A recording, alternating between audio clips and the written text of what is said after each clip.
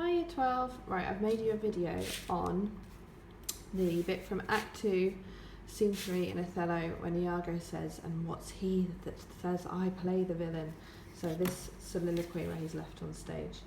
So what I've done is gone on No Fear Shakespeare and kind of translated what is actually being said on the side here. So it's not offering any analysis, and if you just said what was happening in your IOC, obviously that would not suffice, but it's really useful to understand what is going on in the scene, so that's there.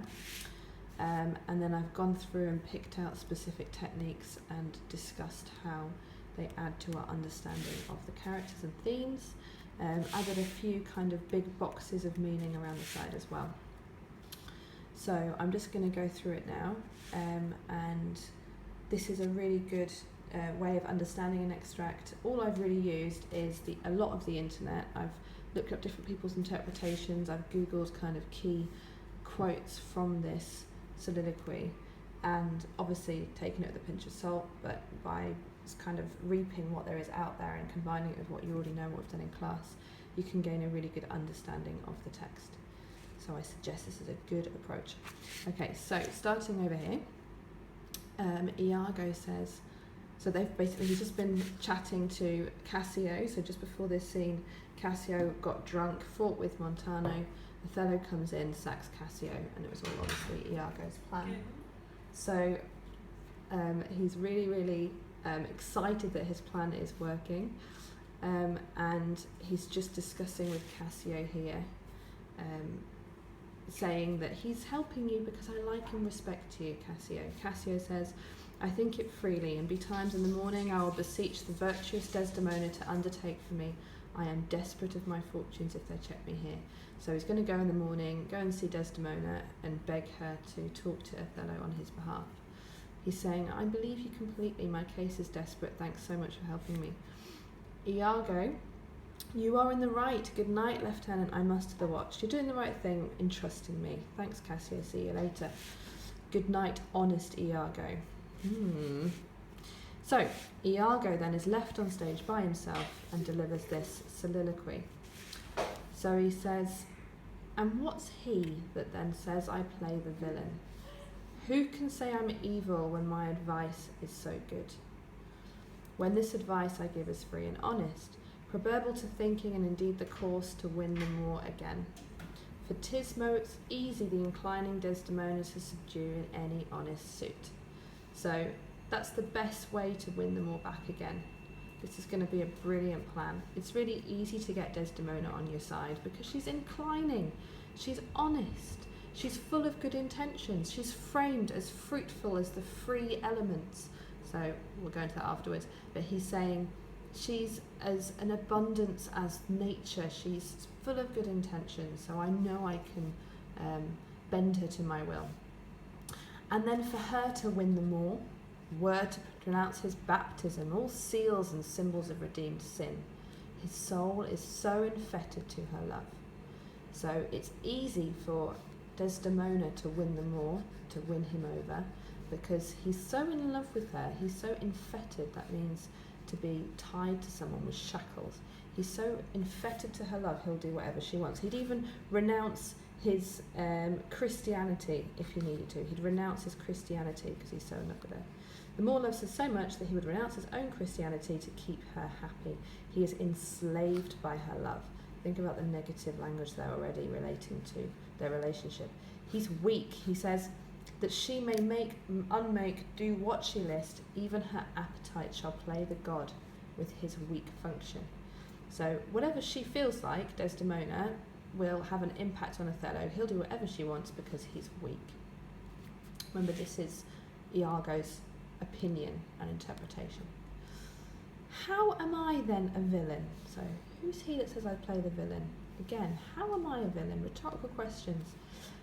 How am I evil? To counsel Cassio to his parallel course directly to his good. I'm helping Cassio out.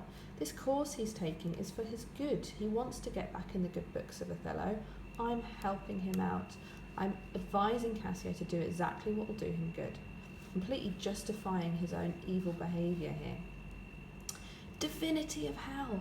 This exclamation here, he's saying, That's exactly like an argument from Satan. Satan would say I was evil, but obviously I'm not. I'm just helping him out. Continuing this kind of imagery related to religion and hell, when devils will the blackest sins put on, they do suggest at first with heavenly shows. So when devils are actually being their evilest, they actually look heavenly on the outside, as I do now. When devils are about to commit their biggest sins, they put on their most heavenly faces, as I am doing now. So very self-aware of what he's doing, and using this imagery relating to the devil, kind of likening himself directly to the devil here. For whilst this honest fool plies Desdemona, so that's Cassio, the honest fool, plies Desdemona to repair his fortunes, and she for him pleads strongly to them all. So whilst this fool Cassio begs Desdemona to help him, and she pleads his case to Othello, I will pour this pestilence into his ear. That means poison. I'm going to poison Othello's ear against Desdemona, hinting that she's taking Cassio's side because of her lust for him. I'm going to tell Othello, or pour these ideas into his ear, that Desdemona is only repealing him, is only trying to get help for Cassio because she lusts after him for her body's lust. And by how much she strives to do him good, she shall undo her credit with them all. The more she tries to help Cassio, the more she'll shake Othello's confidence in her. She's going to undo her own credit. So this is kind of his summary at the bottom here. This is what I'm going to do. So will I turn her virtue into pitch, and out of her own goodness make the net that shall enmesh them all. That's how I'll turn her good intentions into a big trap to snag them all. Rodrigo comes back in, and immediately, how now, Rodrigo? Hi, Rodrigo, innocent face. So completely back to being the two-faced person he is. So that's what's happening in this scene. Okay. Iago's soliloquy indicates his malicious intent and foreshadows the devastation that his nefarious plot will bring about. Nefarious means wicked. So his soliloquy indicates how malicious his intent is, and this is a whole foreshadowing of the devastation that his malicious plan is going to bring about. At the beginning here, Iago maintains an air of friendliness and acts as a trustworthy advisor to some characters whilst he is plotting against them. This is the manner that he adopts, and it's in this manner that he's so successful and he easily manipulates others. So it's a very important part of his character that he comes across so trustworthy. We can see this already here in 5, 6, at line 7. Good night, honest Iago. As you know, that's said several times throughout the play. Dramatic irony serves as an ironic backdrop for Iago's treachery, so kind of highlights just how evil he is here. The fact that the last line before his soliloquy was good night, honest Iago. So the adjective honest, dramatic irony. Then Iago is left on stage here, so this is his soliloquy. Soliloquy is a verbal projection of a character's thoughts. So we see what he is thinking. He's alone on stage. We trust that this is his innermost thoughts in his mind. He starts off with a rhetorical question. What's he then that says I play the villain? This rhetorical question almost allows the exploitation of the virtues and weaknesses of his friends. He's kind of saying, I'm not a villain, it's not my fault. Non-apologetic, very self-aware of what he is doing. This could imply a total lack of guilt and conscience, or perhaps a need to justify his own behaviour to himself. Whichever interpretation you go for, it's clear that Iago is a psychopath. It doesn't really seem that he's capable of feeling guilt or concern over his behaviour. So, lack of guilt and conscience at the beginning. When this advice is free, I give an honest, preferable to thinking, and indeed the course to win them o'er again.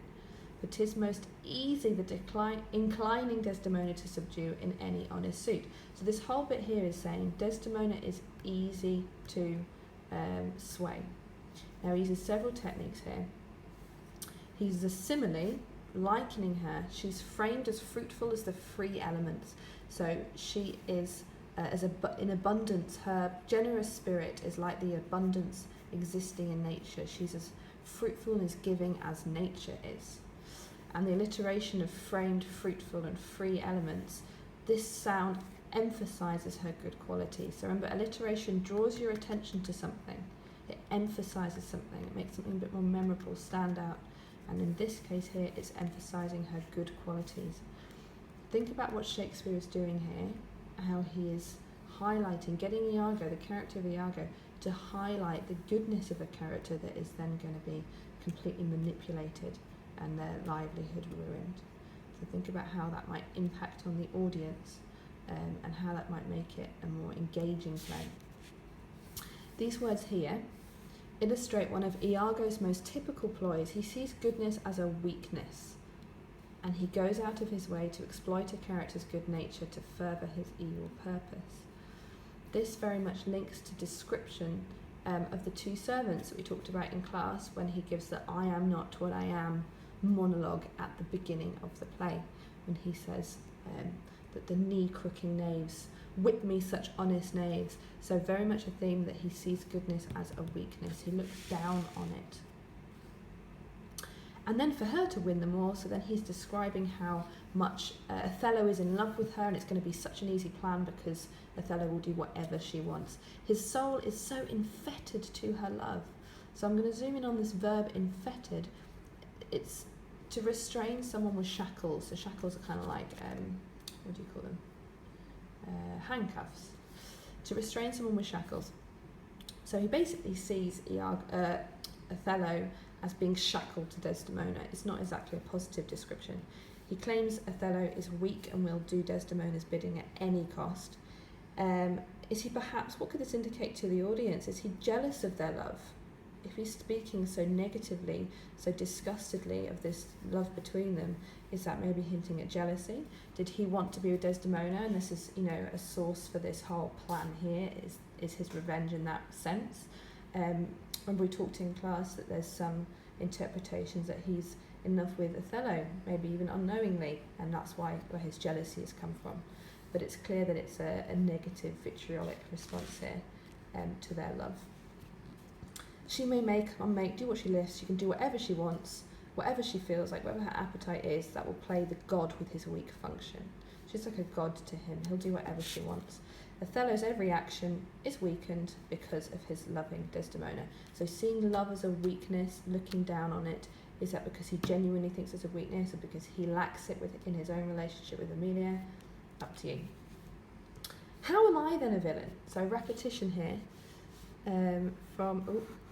how am I then a villain? Repetition from the beginning here. Asking that rhetorical question again. To counsel Cassio to this parallel course directly to his good. It's for his own good. Divinity of hell. This exclamation here, divinity of hell, is a paradox because divine, heaven, hell, obviously hell. So two completely opposing concepts, putting them in the same exclamatory phrase, is a paradox, and the juxtaposition between divine and hell suggests that hell is somehow good. Iago is commenting on his own devious nature, and this reinforces the spiritual element of the play and Iago's role as the devil. This also links to the theme of appearance and reality, so things not appearing as they seem. And he goes on to even give an illustration, an allegory kind of, to what devils sometimes do, illustrating what he is doing. So likening himself almost directly here to the devil. When devils will the blackest sins put on, double meaning here because Othello obviously is black. When devils will the blackest sins put on, when they're about to do their worst sins, they do suggest at first with heavenly shows. So they look heavenly at first before they commit their worst evil atrocity. They look heavenly at first before they commit their worst evil atrocity. So repeating that imagery here of divinity and hell, hell and divinity, as I do now. So very much admitting that he's doing exactly the same thing.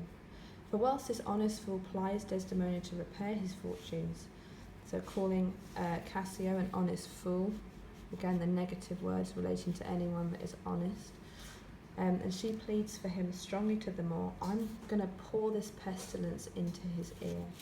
So this metaphor indicates that Iago will whisper poisonous words into Othello's ear, killing Othello from the inside. That image of poison being poured into an ear and corrupting your brain. If any of you have seen Hamlet, don't know about Hamlet, that's exactly what happens to Hamlet's dad. He gets killed by his own brother, having poison poured into his ear. And this image, this metaphor, shows that he's going to fill his mind with unbearable jealousy and ultimately lead to his death, perhaps foreshadowing, even though it's just an image here, the death that does happen later on. I'm going to say that she repels him for her body's lust, that she's just lusting after Cassio, and Desdemona herself is going to cause this all to happen by undoing her own credit with them all. I'm going to turn her virtue into pitch. So this summary here at the end, the last 3 lines, so will turn her virtue into pitch. This statement, I will do this statement, he will illustrate Desdemona as the villain and not himself. So very much always using others, and we talked about the puppet master, controlling others for his own evil gains. And out of her own goodness make the net that shall enmesh them all.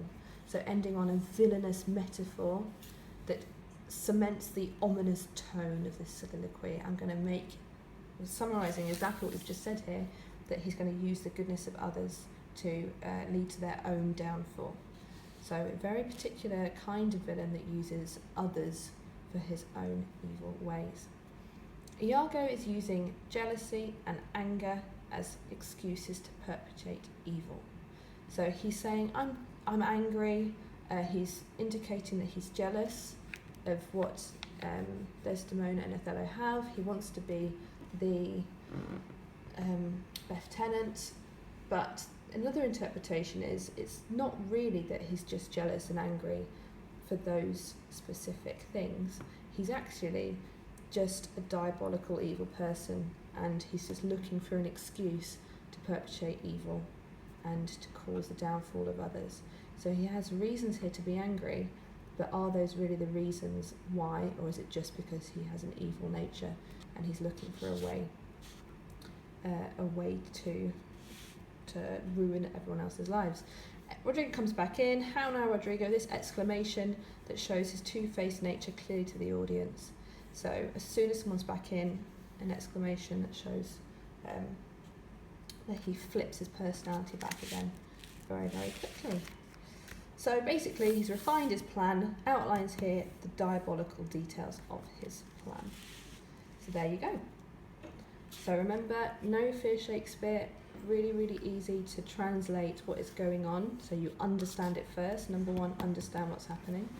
Number 2, go through and find some techniques. Here I found dramatic irony, soliloquy, rhetorical question, simile, alliteration, verb, metaphor, paradox, juxtaposition, metaphor. It's types of sentences, statement, exclamation, the tone of voice, the type of writing. You can have drama techniques or literary techniques. But if you don't know if it's a verb or you're not sure what it is, still zoom in on the word and explore the connotations of it. This is the techniques that we looked at in class. So starting off with what it literally is, it's a rhetorical question, the technique, what it literally means, and the impact on the audience and alternative interpretations of that same sentence. So it's a paradox juxtaposing divine and hell, but what does it mean? He's commenting on his devious nature. What does it mean to the audience? How could we interpret it? Does it reinforce that he's the devil? What other interpretations are there? So I hope that helped, and thanks for listening.